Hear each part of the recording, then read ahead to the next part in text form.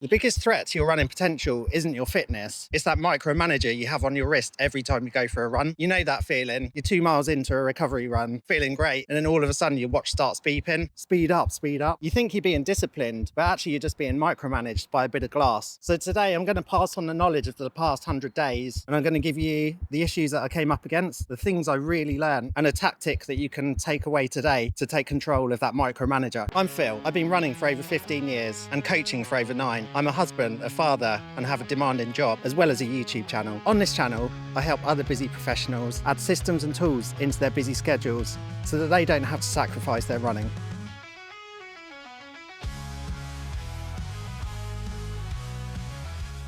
Here's the problem. It's not the data, it's the hierarchy. Your watch has moved from a sensor in the lab to a micromanager in your ear. And with that hierarchy, you can't do a single run without seeking permission or validation from that watch on your wrist.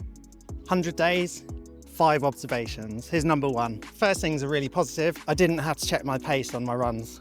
I just dialed in how I felt on the day. If I felt great, I'd push it a bit. And if I felt tired, I could just really ease back. I didn't have any issues with that. And that felt really good. I felt so in tune with my own body, not looking at my watch for any reassurance at all. The second, and this is even bigger, was just getting back to the absolute joy and freedom of running. Remember when you first started running, how good it felt? You didn't worry about time or PBs, and you just ran because you just felt so good doing it. That was an absolute winner for me. Number 3 was not having the data after every run. So the benefit of not having the watch was I could run to my body, but actually not having any data to either look at straight after the run or over time was actually a real frustration and a huge learning for me. Number 4 was probably my biggest surprise, was the frustration with manual tracking. So every day I had to write down in my notepad what I'd run, the duration, and actually it got really frustrating. I thought it would just be a small task, but when you're doing that every day, it just adds on that extra load to an already busy life. That was something I did not like. And number 5 was very much linked to 3 and 4.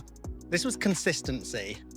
And because of all that extra drag in having to record, not having data, I found it really tricky to keep that consistency. And I must admit, there were a couple of runs where I thought, this is gonna be really tricky to get out.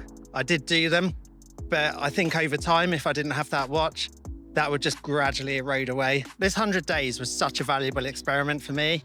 And what's the wisdom? Well, this isn't about getting rid of your watch, far from it. It's about changing the hierarchy and moving that watch from that busy silicon micromanager on your wrist to something that's demoted and actually is there to serve you. It's capturing your data and helping you train better, but actually it's up to you to lead the way. It should be your training partner, not your micromanager.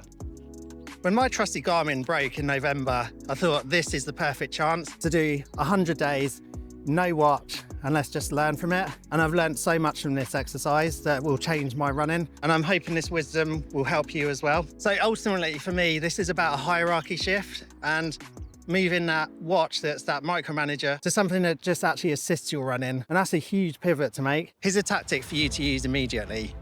When you're on your run today, cover up your watch. And when you get home, make a comparison to what you thought you were running versus what the data actually said. If you'd have looked at your watch during the run and you would have adjusted your pace based on your watch says, that says to me that the actual watch is still in charge and you need to change that hierarchy. There's some work to do there. 100 days challenge done. I love filming for this channel. Hope you found it useful. Do subscribe and I'll see you on the next one.